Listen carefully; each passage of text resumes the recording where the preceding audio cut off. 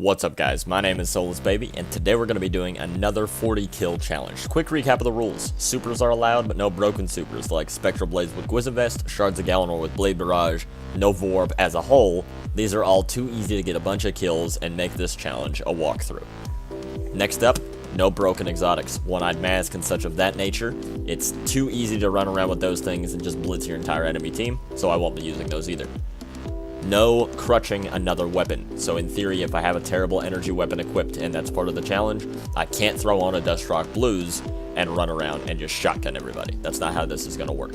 I would prefer to have 2 weapons at a time to test, but if not, I will pair something equally bad in my other selection if that's the kind of review it is. So, let's jump right into this one. It was requested to me that I do the Sturm and the Drang. This is really cool because I picked up the Sturm Catalyst and it gave me an excuse to try to level it up. I didn't get it done, so this is an uncatalyst Sturm you're watching in this video. Though the Catalyst does do some pretty hefty stuff for this thing, it's by no means necessary. So if you don't have it, feel free to run around with it.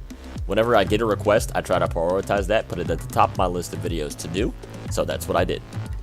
Now let's break this build down. I'm using the Lucky Pants because of the swapping. Giving you that opening shot basically on your Sturm is super helpful because you can get headshots for days and not even be anywhere near their head, so it helps this build quite a bit. If you don't know, getting kills with Drang overcharge bullets for Sturm. You can stack up to 20 of them. Now that doesn't mean run around and get kills with Drang and stack 20 bullets. Also, if you get kills with Drang, it reloads your energy weapon, so it doesn't have to be paired with Drang, but it's much more effective if it is. Now, what I noticed is that if I got a kill with Drang, I would immediately want to pull out Sturm and start 2-tapping people.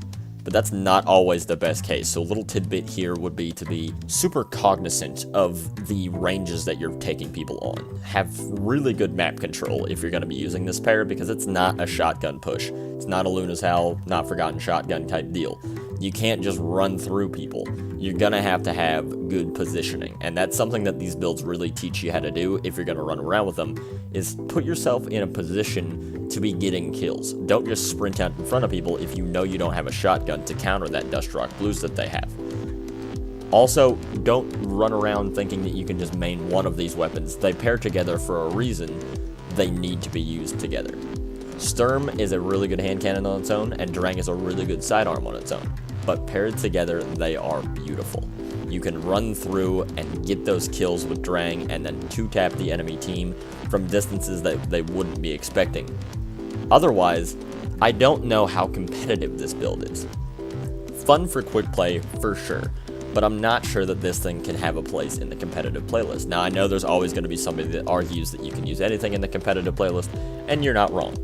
But once you hit a certain place in competitive, the high-level comps, you're going to be running into teams of Not Forgottens and Dustrock Blueses all day long. You are not going to have a chance in heck to try to bait these guys back and kill them with a sidearm unless you are a much, much better player than I am. I will not be able to compete with people like Death to All, like I did last night with Sturm. It's just not going to work that way.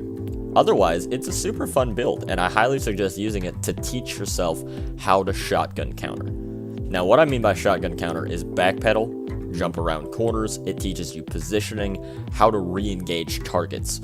So if somebody's got shots on you and you really don't have very far to go, hug whatever cover you're on and do something. Don't just walk around the corner or wait for him to come at you. Jump, slide, dodge if you're a hunter, put up a barricade if you're a titan. Do something.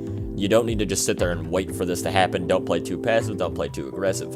It really teaches you a whole lot about how to move, where and what engagements to take, and when to relieve yourself of the engagement if you're in that scenario. Disengaging is one of the best things that you can learn how to do in the Crucible, and this is one of those pairs that really does it well. As far as maps go for this, there's not a whole lot of maps that I wouldn't recommend using this on, except for maybe Equinox. It's not the best for it unless you can just lane hallway with Sturm. Other than that, it's really nice to be able to use this. Sidearms are in a super weird spot in the Crucible right now. They can do a lot of damage and take people down super fast. And it's almost like whenever you shoot somebody with a sidearm at shotgun ranges, that they're not quite sure what to do. I think we've evolved to the point in the game where people don't remember how sidearms work. And that's awesome, because if you're jumping and shooting somebody with Drang in the head, you're going to take them down faster than they can figure out, what's this guy shooting me with? Is that a sidearm? Oh, that was a sidearm. And he's dead. You move on with your overcharged Sturm bullet and start shooting people. That's just kind of the way it works. Now, I do like sidearms, but I don't know how viable they are, really. It just doesn't make a whole lot of sense to me to run that over something that can use special ammo. Now, sidearms paired with a sniper rifle, I find that very viable, because you can cover your really close range and backpedal, and use a sniper rifle at the same time. With that, guys, I think that's all the talking I can do about the Sturm and Drang. It's a really good combination. Just work on placement and positioning and all that stuff. Other than that, if you like this video, hit that like button. If you have any ideas for builds that you want to see me do in the future, drop a comment down below. I will literally do whatever you want me to do. Subscribe to my channel for any more Destiny 2 content.